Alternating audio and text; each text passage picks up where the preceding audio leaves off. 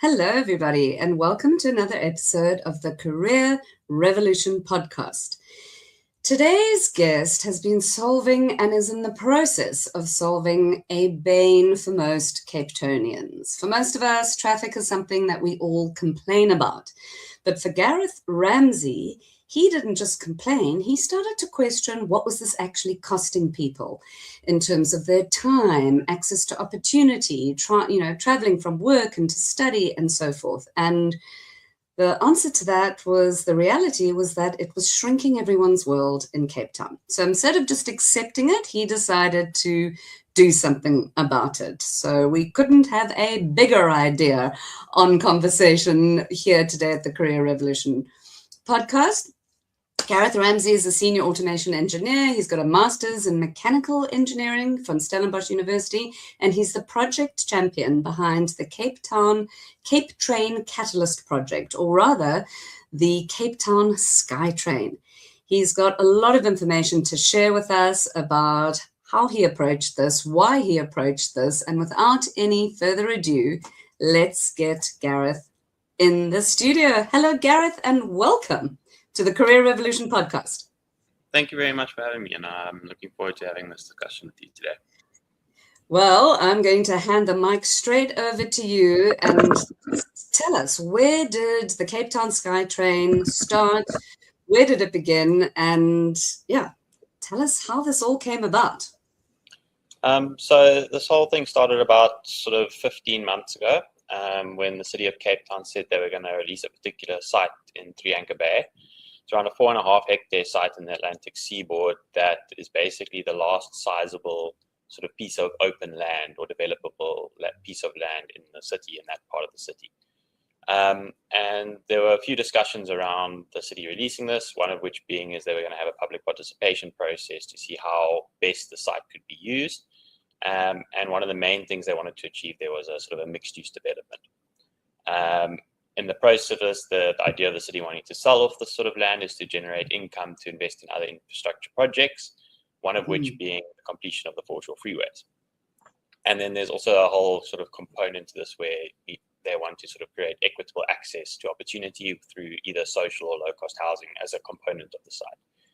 So I was thinking to myself, okay, well, this is something where people are often looking at it very one-dimensionally. And I said, well, is there not a way that one can achieve sort of all these goals and outcomes while at the same time solving sort of traffic congestion in the city and enabling the city's sort of long-term growth and development? So this all started with sort of the concept of saying, okay, well, how can we use this site to have a component of rail transportation on it? And the idea of this being is because it's the last sizable piece of land in that part of the city, it's great sort of for a train terminus, and that train terminus can be used to link up to the rest of the metro area, providing that sort of access to thousands of people per hour rather than trying to squeeze in a component of low cost or social housing. It addresses the traffic congestion, not only for the Atlantic seaboard's day-to-day use, but also around sort of events in the stadium precinct.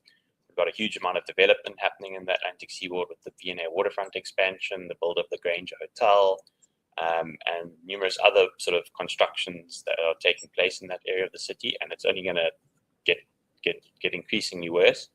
So the city has to enable this long-term sort of growth, including with tourism. So this is sort of where I said, okay, well, let's try and throw a concept out there, because the city did ask for concept proposals. To say, okay, let's try and create this connection from the Atlantic seaboard to the Cape Town International Airport, sort of creating a whole new sort of economic tourism and commuter corridor, and let's see how we can expand that to the rest of the metro area. So that's it in a brief nutshell. I mean, fabulous. We've all probably at some point thought, what's happening with that half cut off highway as you arrive in the city of Cape Town? And who's going to do something about the congestion and, the spatial planning that is kind of post-apartheid-esque? And I love the way you shared these stats with me before our conversation about Cape Town being the 6th most congested city in the world. It's up from 9th place. I think we can all feel that as Cape Townians living here. We love what the city's doing. We love the development. We love the tourism. We love that there has been so many exciting, interesting things happening. But what we do not love is the frustration about urban mobility.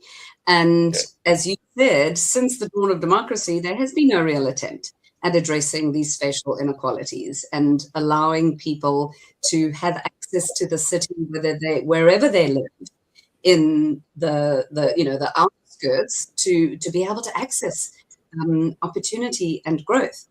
And that to me just makes such complete sense. So when did you realize in your career as a senior automation engineer with your, illustrious experience today, at what point did this shift from becoming something that was a good idea to absolute calling? Because I've seen and watched what you've been doing on LinkedIn, and I know that this is about really having to shift minds, opinions, and mobilize people behind you, which is not something that they teach in mechanical engineering at varsity. So when did that shift happen for you? So I suppose growing up, I've very much always had this sort of three main interests, one being the engineering and the built environment and the technical sort of engineering side of the world. The second one being I've been a lover of sport my whole life, whether it's cricket, soccer, rugby, I'll enjoy watching it and taking part in it. And the third component to that is politics. I'm quite obsessed with the story of South Africa, where we have come from, where we are going to. And I suppose the sort of genesis of all of this has sort of been trying to find a way or a place or a passion sort of holding that I can sort of try and sort of implement all three of these passions and interests of mine and sort of form them into one impactful project. And I very much feel this is potentially that project. From a sporting point of view, you have that sporting precinct in Cape Town, which should be accessible to everyone. One of the major reasons I don't think the stadium itself is as financially sustainable as it could be is because it's got very low sort of attendance for sort of non-international games. If you look at the attendance percentage, it's about 34% of its capacity for all rugby and soccer games over the course of the year. And one has to ask, what's the main question? What's the main reason for that? And most of the time, if you ask people, it's because the stadium is quite simply inaccessible, and the cost of getting to the stadium in terms of time and money is often more than the actual ticket cost. So that's that component.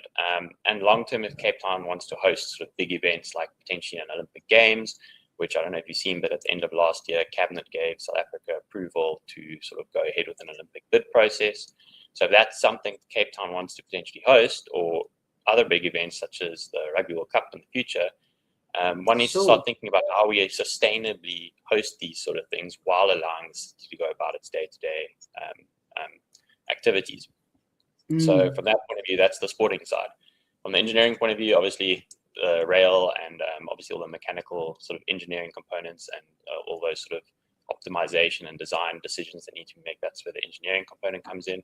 And then obviously there's the political aspect, which in the last sort of 35 years since democracy, we haven't in Cape Town physically addressed the issues of the past in any meaningful way. Our current rail system was still laid out in the 60s and 70s. And although it has relatively good sort of reach, it doesn't have sort of that speed of access that people need.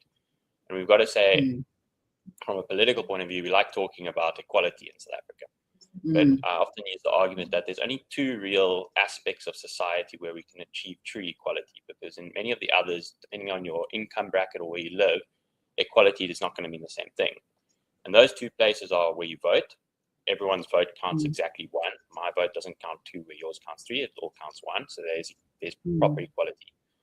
And the second equality component is the transport systems we use. Whether they're the roads we drive on and whether or not we're in a taxi or a private vehicle, we're still using that same transport network. Or if it's in the rail system that we use, we're still sitting in that same train carriage.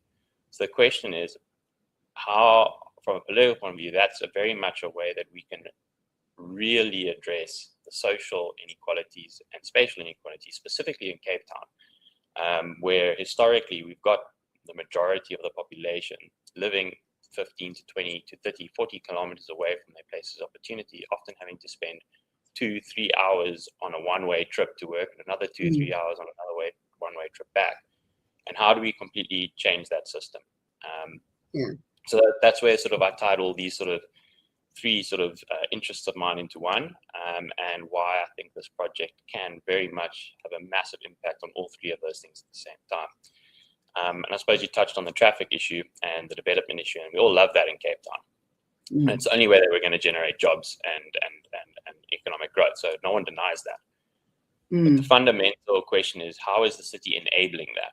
It doesn't help we get another 2 million tourists a year if they can't drive down the N2 to get to the waterfront where they want to go, or get off a ship in the cruise terminal and want to go to Stellenbosch Winelands. And then they have to spend 2 hours in traffic getting there. If you really, really want to enable sort of the Cape Town economy and the Cape Town economic boom, you have to be able to move people. And at the end of the day, the more efficiently you can move people, the more they're going to have time to spend money in your economy, the more they're going to want to be in your area, and the more you're not going to sort of outcast the locals, which is what you see happen in many big tourist destinations across the world. One has to try and sort of prevent that, while at the same time enabling all these sort of economic benefits that the city has been doing so well at present. The question is, at some point, you're going to choke yourself, essentially, if you don't start putting these sort of enabling factors in place. Yes. And for those of our listeners who don't know what the SkyTrain is, and they don't know what it is, we're going to share a lot of links and detail and information. You've got amazing videos of where this actually goes and, you know, what it looks like. So we're not going to deal with the details of what the proposal is, but more around the why. And I want us to talk about the objections, the frustrations, this is not going to work. Are you mad, Gareth? You know, the conversations that you probably had, and possibly also this is a contravention of interests kind of from various parties. So what I love about this idea is that it is, apart from it being visionary, it is so practical in a sense. I mean, when I've pored over the videos that you've shared of where the train goes, and it just makes the most logical sense. I can't imagine that nobody's going 100%, let's all get behind this, but we're here today and it's not yet a living, breathing train. So clearly there's some objection.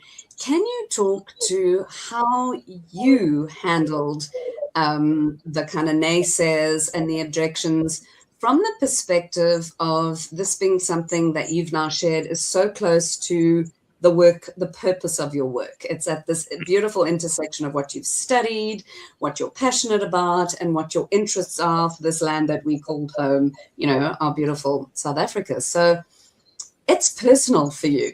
Although you're not treating it like a personal project, you're treating it in the most strategic way that you've shared with us how personal it is. How have these objections kind of derailed you, to use a pun? Well, I'd like to say that the objections haven't really derailed anything, hopefully. But luckily, those ideas of objections are very much in the minority. And I think this is one of those cases where you have a silent majority working in the background. So we recently had a public participation process regarding the 3 Anchor Bay site. And of the participants who sort of knew about the SkyTrain proposal and the alternative proposal, 90% of people who commented regarding the project supported the project. So already there one can see there's a significant portion of the population that very much agrees with the concept, and at least the sort of way the city should be thinking about how that site should be used, and on a greater scale, how we should be improving our transportation network. So that's the one thing.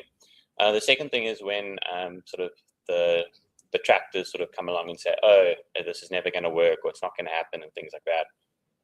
Often it's based on an emotional feeling. The second one sort of starts asking, listen, okay, can you give me reasons why you don't think it'll work? Why are you against it? Is there something like you can point to that you can completely say it'll be completely unaffordable, or is there a technical reason that you can say this won't work from an engineering point of view? All these sort of things. And the second one starts asking those questions, one quickly realizes that there's no sort of answer for that. And I think it would be wrong to make those statements until there's sort of a formal feasibility study and a formal sort of investigation conducted into the bigger scheme of this, to see whether or not it's going to have the economic impact I'm suggesting it will, to see whether or not it's technically feasible as I'm suggesting it is. Only then can someone really back up their arguments to say, okay, it's not going to work. And again, in a sort of a city where the policy of the city is to have evidence-driven decision making, and where the people's interests are put first, it's very much necessary to follow that sort of process rather than simply saying, oh, this thing's not going to work because I don't feel like it's going to work. So that's very much where sort of how I approach the detractors, and often it is sort of a good way to sort of start convincing people to think differently about it, and slowly but surely one ends up swaying them over to your side. Obviously, it's about doing it in the right way. One doesn't want to sort of have these sort of destructive arguments, but I would rather have constructive debates with individuals on the topic. So yeah, I think that's the approach I've taken, and so far I believe it's been successful, especially given the public participation results so far, which had a significant more support than what the City of Cape Town's current plans for the site are. And this is why I think it's something that really should be considered, especially given the fact that there are other sort of feasibility studies and things that have been done on looking whether or not we should finish the foreshore freeways and things like that. On your point, in terms of this is sort of going to take a lot of parties and interested groups to sort of get done, I don't deny that. That's pretty obvious. From city to PRASA to national government to provincial government, but that should be rightly part of the process, given the sort of democracy and the way we have sort of got this social contract in this country of we should be working together in the best interests of the citizens, rather than trying to force sort of siloed ways of working and dealing for sort of siloed or specific interests towards oneself. So I think that's the approach that needs to sort of overcome or sort of prevail when wanting to look at projects like this. And I think it could serve as a very sort of good platform or model for future projects going forward, in not only in the city but in the country as a whole. Absolutely. And for somebody listening to this episode who's kind of sitting with some big, bold idea in their heart, whether that be bold for them within their career or bold in a larger impact for, the country and citizens. I work with so many people in my career strategy process who have phenomenal, bold, big ideas, and sometimes they get shelved or they get kind of pushed to the side. So I love it more than anything to kind of coax those ideas out and give people a pink ticket to go and, make sure that they happen. What advice from your experience, what would you say to them? Somebody listening going, oh, who am I to do this? Who am I to make this a reality? Whatever that big idea might be. What would your advice be, Gareth? I think from my point of view that I've learned so far is definitely surround yourself with people who you know are supportive of the project to begin with, but in a way that they're not afraid to criticize the project either. So someone that behind closed doors is definitely going to point out the issues, but will definitely sort of support you when it gets out sort of to public perception. So find your allies when it comes to that sort of sense of things. But then also, obviously, with most of these sort of things, as we've said on the previous point, most people's sort of initial response to these sort of things, oh, it's too big, it's too ambitious, all those sort of things. So one of the other points is sort of try start sort of the process small, sort of showing what's sort of achievable. And I think I've tried to do that in this project so far, where I've sort of shown, okay, let's try and get this train from Atlantic Seaboard to the Cape Town International Airport. That's not too difficult. And then from there, we can start looking further and further and further. So that's also the one. It's just sort of just to be this incremental approach as you sort of get buy-in for small portions of an idea until one, sort of gets to see the whole bigger picture. So that would be the other component. And then I think the next one is always have the answers available. So with things like this is you can generally guess what people's first responses are going to be. Oh, it's too expensive. Oh, it's never going to work because we don't have the technology, etc., etc., etc., etc. So these are things you can sort of preempt, and you must definitely make sure you have the answers ready to rebut those. Because once you can show that you've really thought this thing through, and it's not just sort of this pie in the sky idea that you've sort of just thrown out there, and that you actually have given this significant thought and process behind it, people tend to go, okay, well, he's actually thought about this really hard, and he's put time and effort into this to make sure that it is something that's feasible and not just something that's this idea that's not achievable at all. Well, there we go. The playbook for big ideas. Gareth, one day you're going to be standing in Cape Town and the Cape Skytrain is going to be a reality. What is that going to feel like for you? And knowing that you formed such an integral part of the ideation process and the push to get public opinion, public buy-in. I mean, you're captaining this right now as it develops and as it grows. How's it going to feel when you see that train running? Obviously, there will be quite a few emotions. One, obviously, the engineering nerd in me will be like, okay, wow, this thing's actually working, which is always sort of for any engineer is sort of the big reward when you finally get something working and up and running and it's operating as you expect it. But I think the bigger component will be the impact it has on the city. Not in terms of what it will look like or how it will operate, but in terms of the physical impact it'll have in many people's day-to-day lives. Again, addressing the issues that we've had in the past or from the past. What's the impact going to be on that single mother who's living in Philippi and needs to get to their job in the waterfront? And traditionally, they would spend 2.5 hours in the morning going to work and 2.5 hours coming back and not being able to spend time with their kids or help them with their homework or check that they're not getting involved in gangsters and drugs and all those sort of things. The impact it'll have on that person who then now can spend those extra 1.5 hours, 2 hours a day with their family, and the social impact that will have in the long-term development of our country.